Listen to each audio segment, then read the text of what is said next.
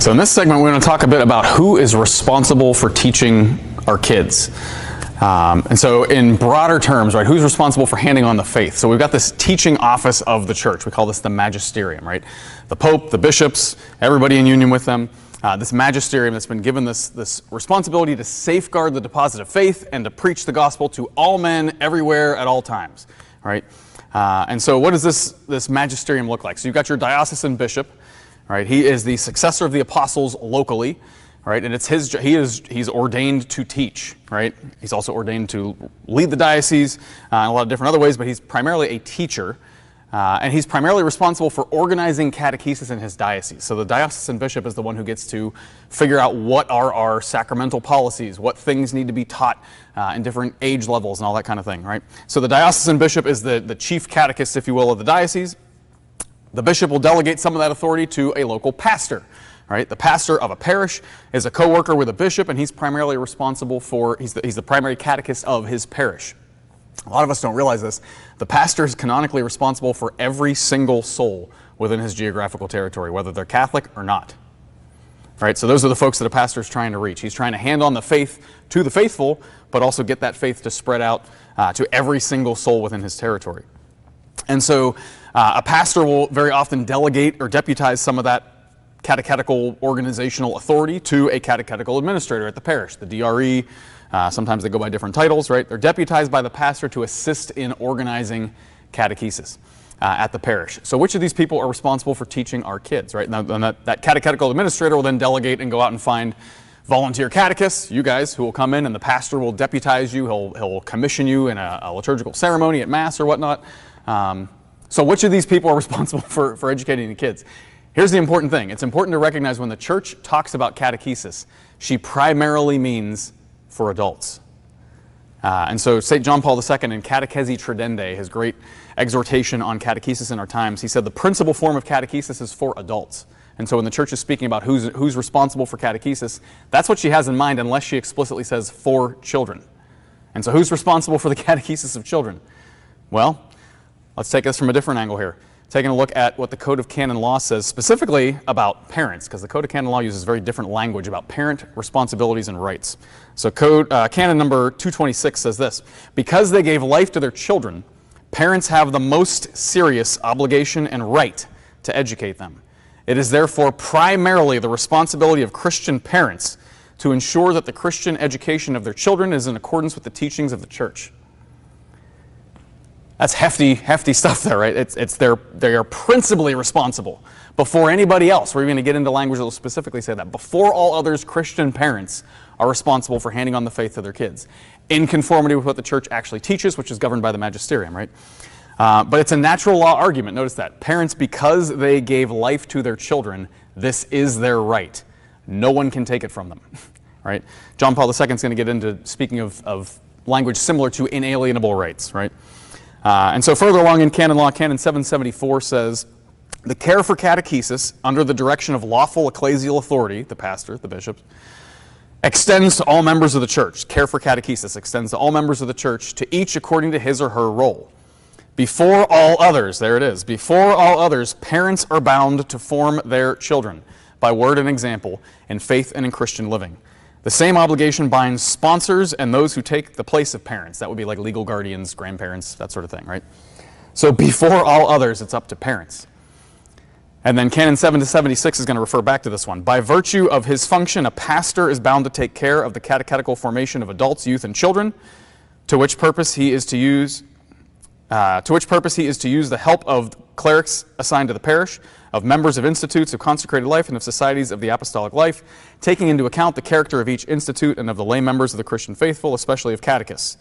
None of these are to refuse or to offer their help willingly unless they're legitimately impeded. The pastor is also to promote and foster the function of parents in the family catechesis mentioned in Canon 774, that one that says before all others, parents are responsible for catechizing their children. So pastors are responsible for catechizing the children and youth of their parish, but before all others, including before the pastor, parents are supposed to be the ones passing it on to their kids. Before pastors, before catechists, before members of the apostolic life, before folks in catechetical institutes, parents are the ones responsible for passing on the faith to their kids. So who's responsible for teaching the kids? Is it the bishop? Is it the pope? Is it the pastor? Is it the priest, the catechist, the godparent, the neighbor? Who is it? It's ultimately the parents. It comes down to the parents. They're the number one person responsible for teaching the faith to their kids. That's a natural law argument. They're the ones that gave birth to their children. It goes back to the two sacraments that they will have received surrounding family life, right?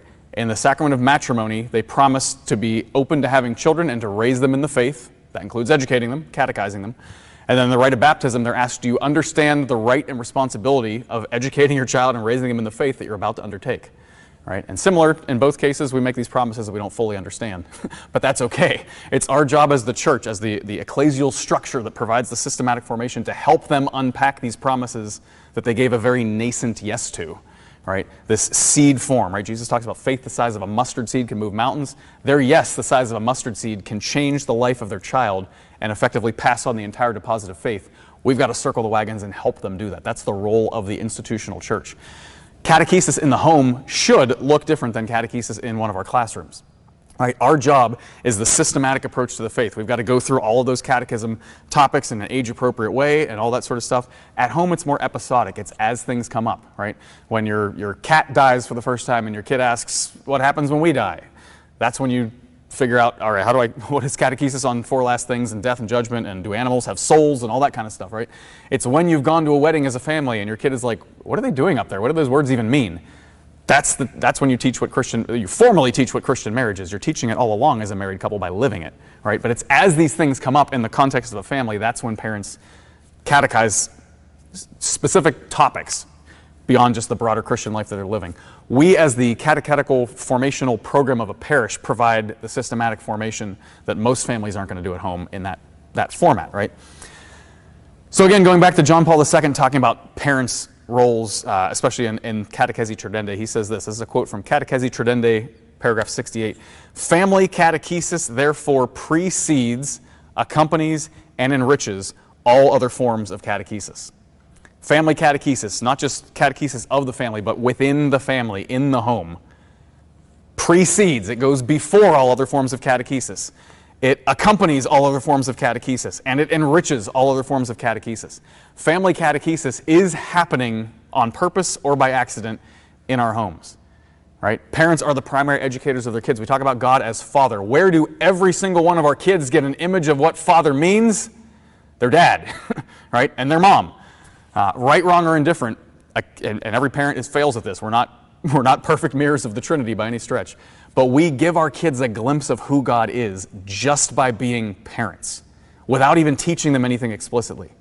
We give them a view of how important God is by whether or not we pray at home, and by whether or not we go to Mass as a family, and by how we treat our neighbors, and how we talk about our coworkers, and how we're constantly catechizing our kids, even without realizing it and without thinking about it. From the moment they're born, from before they're born even. Right? Parents are already doing this work. And so this is why John Paul II says family catechesis, it comes well before they're ever enrolled in our faith formation program. Family catechesis happens alongside them in our catechetical program, even if they're not going to Mass. Family catechesis is happening because it's what it means to be a parent, right? And then family catechesis will enrich all other forms of catechesis. We all know this. We all have conversations about this. We think, gosh, if I could just get the parents to reinforce what I'm teaching them at home, this could really stick with the kid. Family catechesis will enrich everything we do in our classrooms here. Family catechesis is critically important. And so what is your role as a catechist in all of this stuff? If we're saying bishops, priests, catechetical institutes, godparents, grandparents, parents primarily, where do you fit into this whole thing? And where does our program fit into this whole thing? Catechists perform an important, arguably even essential, role in supporting parents. You perform a very important role in supporting the pastor and a very important role in supporting the bishop in their roles. The bishop cannot visit every household. I'm sure he would love to. Cannot visit every household in the diocese. He can't get to know every kid. He can't directly catechize every individual. It's never going to happen. The pastor can't even do that in the parish, right? So you as a catechist, you are supporting, you're performing this vital role in supporting parents in passing on the faith. But we've always got to remember, it's not, our program is not the primary catechetical tool in this kid's life. Even if they don't go to Mass, even if they don't pray as a family, we're not the primary catechetical tool. The parents always are. And so our job as a parish is we have got to find ways to build up parents and show them how to catechize their kids in a little bit more of a systematic and intentional way. And so that's what our next segment is going to look at here, is what is our methodology here at Divine Grace Parish to try to do that, to support these parents in passing on the faith to their kids.